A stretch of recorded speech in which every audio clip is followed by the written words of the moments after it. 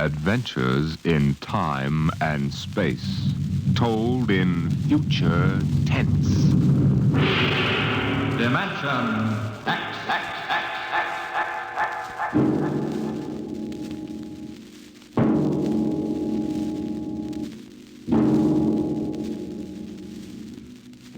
Tonight, transcribed from Ray Bradbury's collection, The Martian Chronicles, we present And the Moon Be Still as Bright.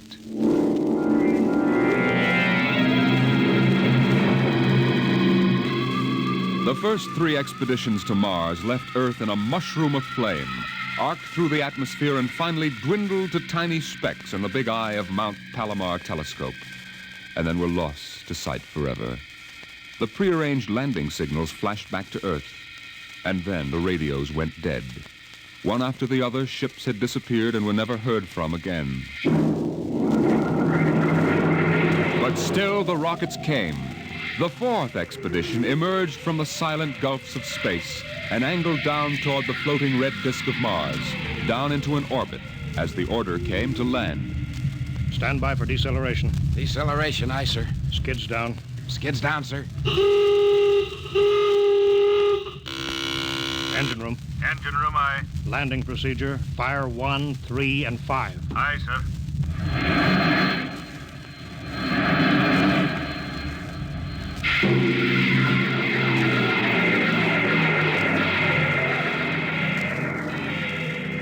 The last blast of the bow jets broke red against the blue desert sands, and the ship slid to a halt at the edge of a vast city that reflected the icy glare of the moonlight.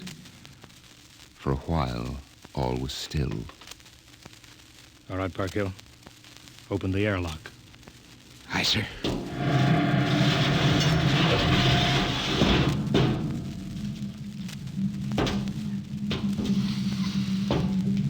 Fresh air. How about a fire, Captain Wilder? It's freezing. Later. We got work to do. Smell that air. You could get drunk on it. Say, there's an idea. Why don't we break out a bottle and celebrate? Biggs, there'll be no drinking down till we're secured. But we're landed, Captain. 3 other expeditions landed and disappeared within 24 hours. We're not relaxing security till we find out what happened to them. Maybe Martians? Exactly, Parkhill. Spender, you're an archaeologist. How old would you say those buildings are? Somebody built these cities. Well, I can't tell till I study them more closely. It's a kind of engineering we couldn't duplicate on Earth. Those thin, reed-like towers and the stone filigree wouldn't stand up under Earth pressure. Beautiful, aren't they? I'm not interested in the architecture now. I want to make sure there's nothing there that might be dangerous. Mr. Hathaway. Yes, sir. I want you to take a reconnaissance party into the city and find out what's there. The cities all look dead from the air, sir. They look dead, but I want to make sure. Mr. Spender, you better go with Hathaway. Yes, sir. Don't waste any time gathering relics either.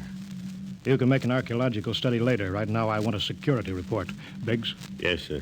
We'll set up camp right here. No man is to go more than 50 feet from the rocket. And there'll be no celebration till Hathaway and his party report back. No, sir. It's just that we've been cooped up in there. That's all, Biggs. We've landed safely. We're not safe yet. Not until we know what we're up against here. We'll maintain full security till Hathaway gets back.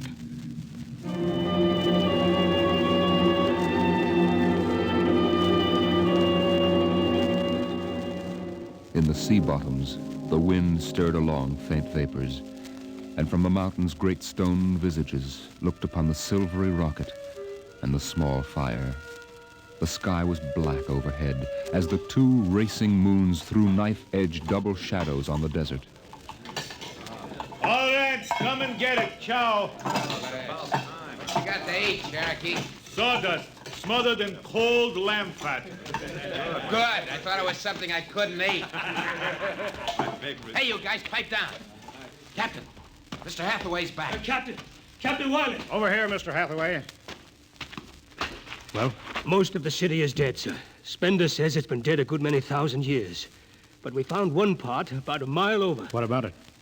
People were living in it last week, sir. People? Martians. I see. Where are they now? Dead. We found the bodies. Thousands of bodies. Hadn't been dead more than 10 days. What did they die of? You won't believe it. What killed them? Chicken pox. Chicken pox? Yes, I made tests. It worked differently on Martians than on Earth people. Burned them black and dried them out to brittle flakes. But where could they get chicken pox? From Earth, sir. And the other rockets did get through. Yes, sir. I don't know what the Martians did to them, but I sure know what they did to the Martians. Gave them chickenpox and wiped them out. They just didn't have any resistance to an Earth disease. There aren't any of them left? There won't be any. When a thing like that starts spreading, sir, there's no stopping it anywhere. It's 1,000 to 1. It's killed them all.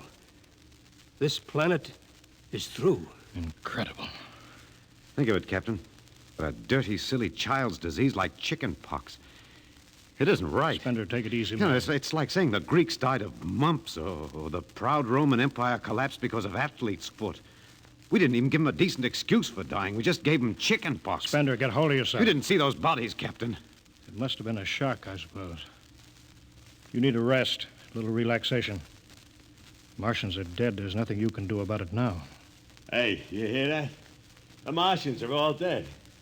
Well, come on, let's break out a bottle and whoop it up. How about it, Captain? Well, all right, man. Oh, that's fine. Hathaway, see to the security guard. Yes, sir. Good Lord, do they have to do that now? It's been a tough trip.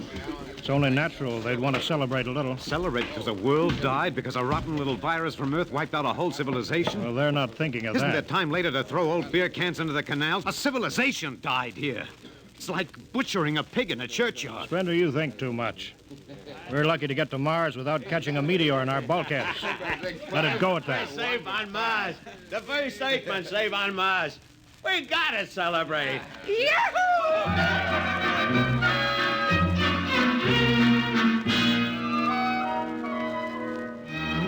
Many bottles were opened and drunk.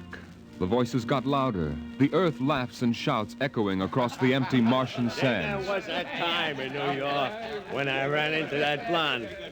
Boy, what a blonde. Listen, the first thing she said. Spender listened to the wind over his ears, cool and whispering. He felt the land getting cooler.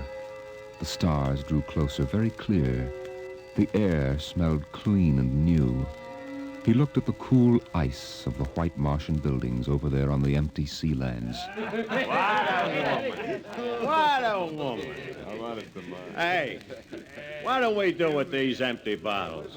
Save him. There's a 2-cent deposit. Throw them away. Hey, wait. How about that building? 2 to 1 for $1, I can heave one right through that window. You're on. Here goes. Bullseye! I owe him $1. Double or nothing on the next shot? Put that bottle down, Biggs. Who's that? Mr. Spender? Stop smashing those windows. What's the difference? The planet's ours now. I guess I can do anything with it that I want. Drop that bottle, I'll knock your teeth out. Yeah? Just watch me. I warned you, Biggs. Spender, what is this? I hit him. He's crazy, Captain. He just walked up and slugged me. Biggs wasn't doing nothing. All right, let go of him. You men go back to your party. Spender, come with me. I like that guy. Just walks up to him and slugs him. He wasn't. Spender, suppose you explain. What was the idea? Oh, the noise, the drunken brawl. I guess I was ashamed of the spectacle the whole crew was making. Where's their respect for what's happened? Their sense of what's right? Men are tired. It's been a long trip. You've got a different way of seeing things. I'm seeing things all right. I'm seeing how we'll ruin Mars. We'll rip it up, rip the skin off the way we've already ruined Earth. We Earthmen have a talent for ruining big, beautiful things. Is that why you hit Biggs? Yes, I couldn't stand the idea of them watching us make fools of ourselves. Them? The Martians. The Martians? They're dead. All dead. But they know we're here. Doesn't an old thing always know when a new thing comes? We've come a long way to smash their windows and spit in their wine. Well, maybe you're right. I'm fining you $50 for that fight. Now suck in your chin. We'll go back there and play happy.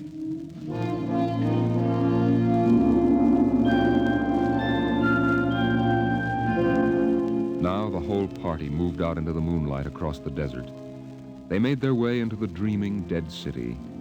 The light of the racing twin moons glinted on the barrel of a pistol, the long blade of a machete, the round, gurgling shape of a raised bottle. Their shadows under them were double shadows on the ice-blue sand.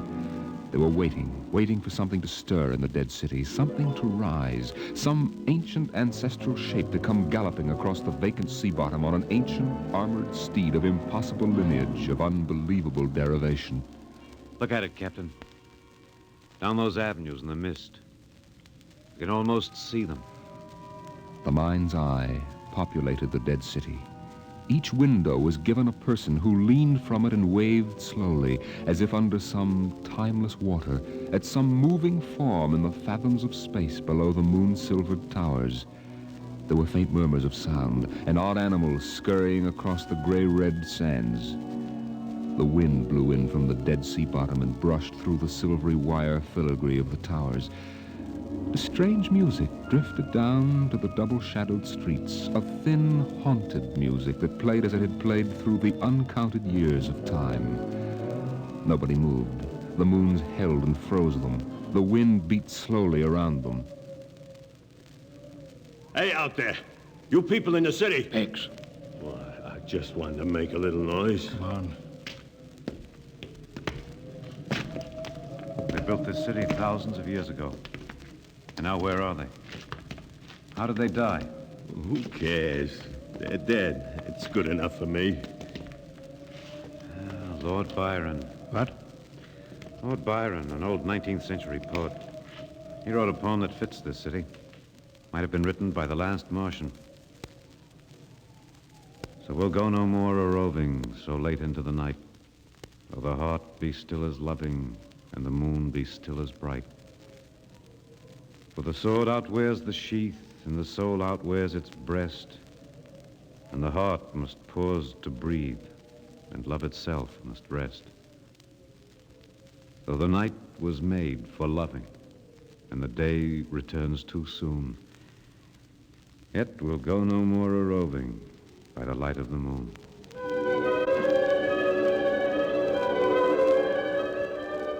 Without a word, the Earthmen stood in the center of the city.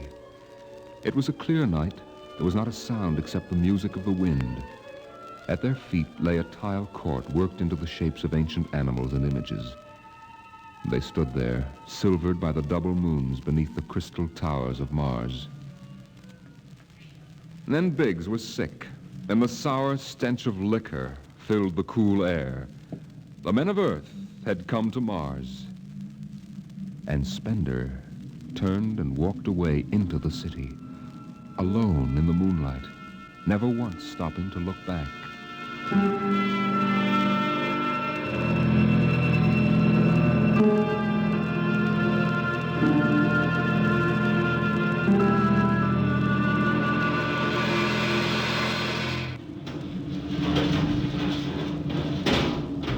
That you, Hathaway? Yes, sir. My trick on Bridgewatch, sir. What time is it? 0400. Any orders, sir? No, I'll stay on watch. You turn in. Aren't you sleeping, sir? I'll wait for Spender. He didn't come in? No. He's crazy.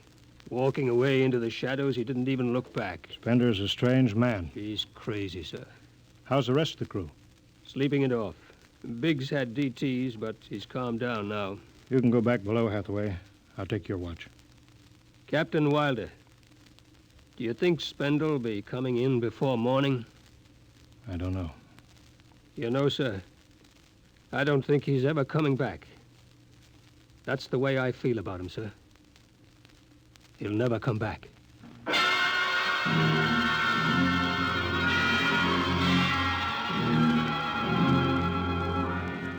It was a morning that might have been a Monday, or a Tuesday, or any day on Mars. Biggs was on the canal rim, his feet hung down in the cool water, soaking, while he took the sun in his face. What are you doing back here, Biggs? Didn't you go out with the search party? Yeah, I come back. I got a blister. Sure. What do you mean? Look, Cherokee, you see that? Anyway, I had enough searching. 4 days hunting for that screwball Spender. Didn't find him yet, huh? Nah, good riddance. Oh, my feet, I'm gonna soak 'em good. If I was wild, I wouldn't worry about that nut spender. Let him go. He's a crackpot anyway. A little foggy upstairs, I guess. Why don't you take your feet out of that canal, Biggs? I gotta make coffee out of that water. Coffee? You call that stuff coffee? I had a motorcycle once that dripped grease that tasted better than that. Wait a minute. Biggs, look over there. Where? By that bush. There's someone there. Hey, It's him. Hey, Spender! Spender. Hey, he's coming over. Why didn't he stay lost, the crazy jerk? Hi, Spender. Long time no see. Hello, Cherokee. I've been exploring some ruins. You and them ruins. You're like a dog in a boneyard. What's the matter? Where you been? Up in the hills. What would you say if I told you I found a Martian? Where? Never mind. Let me ask you a question. How would you feel if you were a Martian and people came to your land and started to tear it up? I know how I'd feel. I've got Cherokee blood in me. My grandfather told me lots of things about the way they kicked the Indians around in the Oklahoma Territory. If there's any Martian around, I'm all for him. How about you, Biggs? They're dead. They're all dead. A good thing, too. Well, I found a Martian. Up in a dead town in the hills. I've been reading their books. They're easy to understand. I've learned their language. Then I found this Martian. He said, give me your boots, and I did. He said, give me your uniform, and I gave him my uniform. You're crazy, Spender. Hey, Cherokee, he's crazy. And the Martian said, give me your gun, and I gave him my gun, and then he said, come along and watch what happens. And the Martian walked down into camp, and he's here now. I don't see no Martian. I'm the last Martian. What? Biggs, I'm going to kill you. Cut it out. What kind of a lousy joke is that? Stand up and take it. Hey, put that gun away, Spender. Hey, cut it, Spender. Don't. Put that gun away. You're joking. You're kidding, huh? Spender!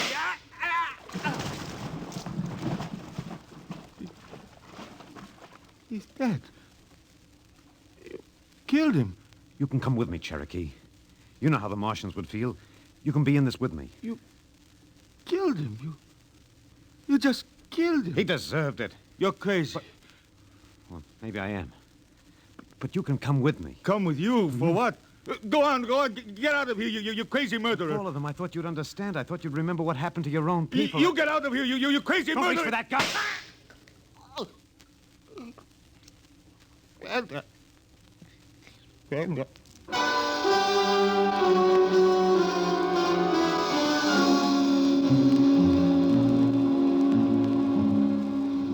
They're both dead, Captain Wilder. Who's missing? Only Spender. It must have been him, sir. Why didn't he come and talk to me? Why didn't Should have talked to me. I'd have shot his brains out. That's what I'd have done. They took him by surprise. There's no sign of a struggle. Hathaway, break out the arms locker. Issue pistols, rifles, and grenades. Yes, sir. You better get the Bible out of the navigation chest. We'll have to bury these two. Parkhill, Aye, sir. you start digging a grave. How about Spender? We'll have to go up in the hills and find him. Just let me at him with my bare hands. Crazy murdering louse. That's enough, Parkhill. The man is sick. He must be. Sick my That's enough. eye. Now grab a shovel. Start digging.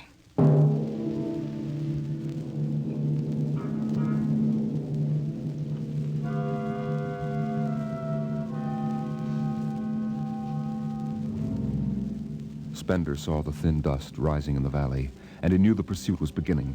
The sun burned farther up the sky, and the blue sand drifted lazily across the sea bottom below. He sat beside a quiet pool 10,000 years old and held a silver book. Through the house played the strange wind music of ancient Mars, and he heard voices whisper in his mind. Earthman. I hear you. I've always heard you, even down there on Earth. Run. No, I won't run. What's the use? Run. Live? What for? To see them tear down your temples and put up hot dog stands? Run. They've seen me. They know I'm up here. Live. There's Wilder now. Got him right in my sights. It's funny he hasn't ordered me to use grenades. He could lob one right up here and blow me to bits.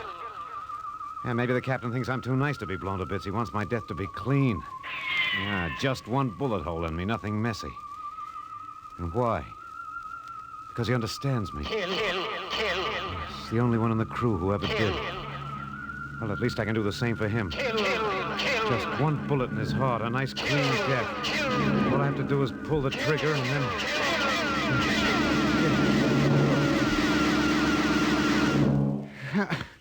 It's no use. I can't do it to him. Spender! Spender, can you hear me, Spender? Yeah, I hear you, Captain. What do you want? Talk! Truce! All right, come on up. Leave your gun down there and keep your hands up.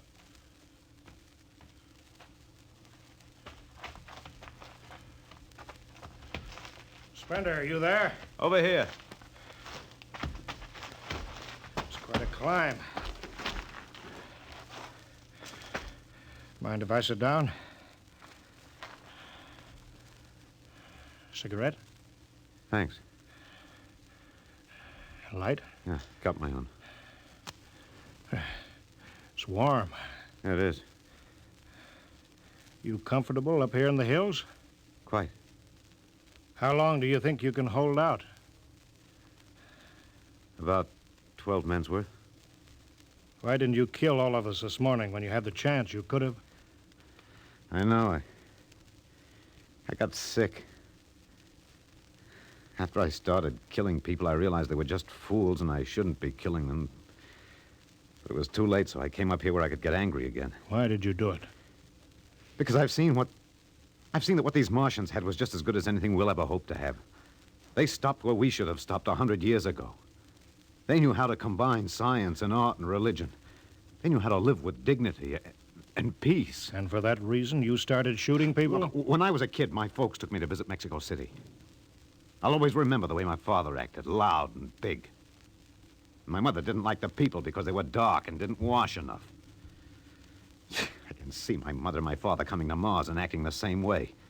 Anything that's strange is no good to us. We aren't fit to take over this planet. But kill 2 men? What could I do?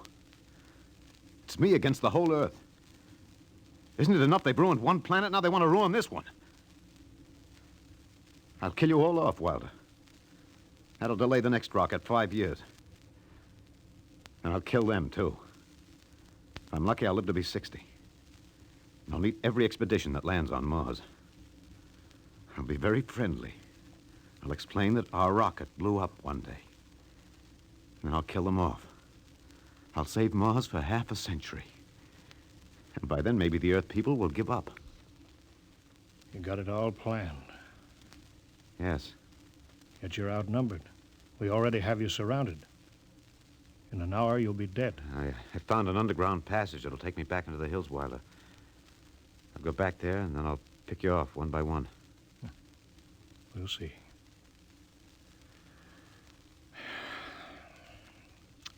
It's a nice town you got here, Spender. Beautiful. I'd like to live here. You can. But join me. You're not like them. I'll show you what a good life these people had. I'll play you an old reel of Martian music that must be at least 50,000 years old, a kind of music you've never heard in your life. It sounds wonderful. But I can't stay with you. Sorry, Spender. I'm sorry this is happening. Guess you'd better go back now so you can start your attack. I guess so. But, Captain, I won't kill you.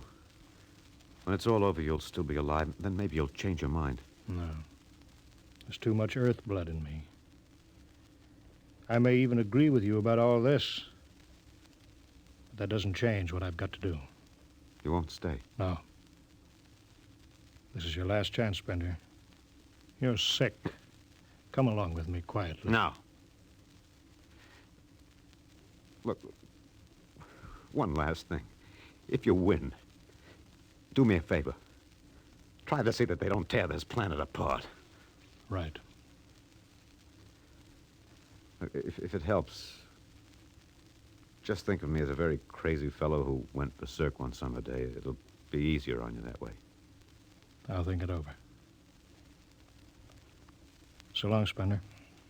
Bye, Captain. Good luck. All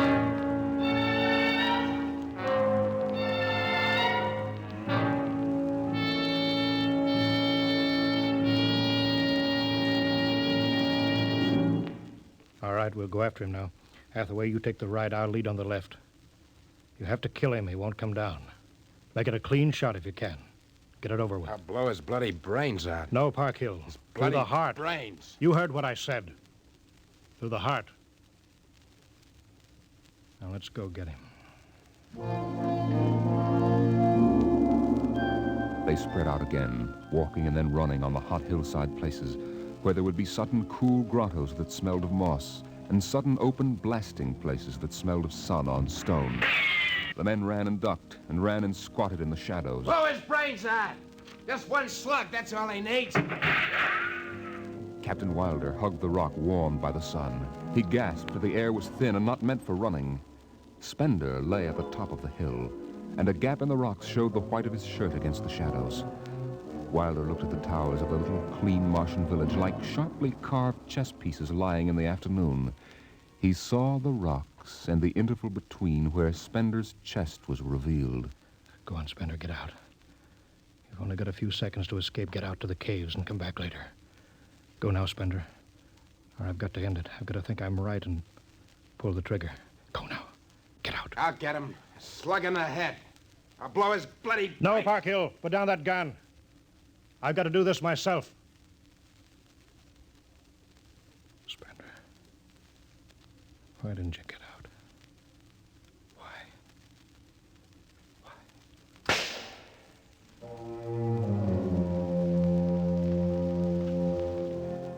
They buried him in that ancient valley town where the music of the wind played on through the days and the nights.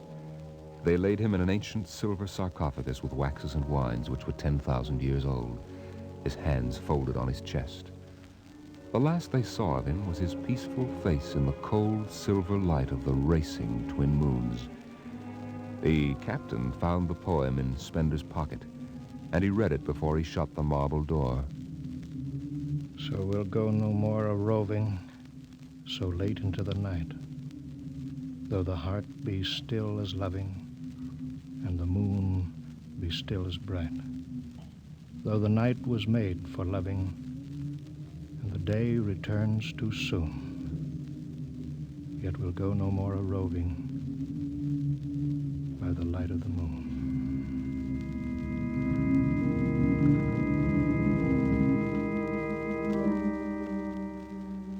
The next afternoon, Parkhill did some target practice in one of the dead cities, shooting out the crystal windows and blowing the tops off the fragile towers. Captain Wilder caught Parkhill and nearly knocked his teeth out.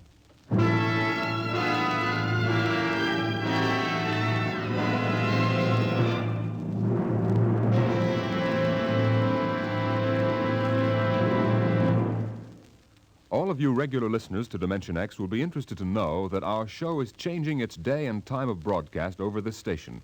Starting early in November, we'll be back at the new time. We suggest you watch your local newspaper and be sure to join us in about 4 weeks for a new series of adventures into the unknown world of tomorrow.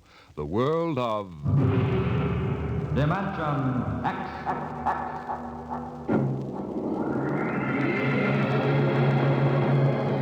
Tonight, Dimension X is transcribed, And the Moon Be Still as Bright. Adapted for radio by Ernest Kenoy from the original story by Ray Bradbury. Featured in the cast were Alexander Scorby as Spender, Wendell Holmes as Captain Wilder, and your host and narrator for the story, Norman Rose. Music by Albert Berman, engineer Bill Chambers. Dimension X is directed by Edward King.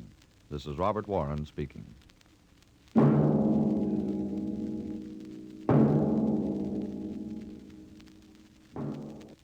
Enjoy the Life of Riley with William Bendix next Friday on NBC.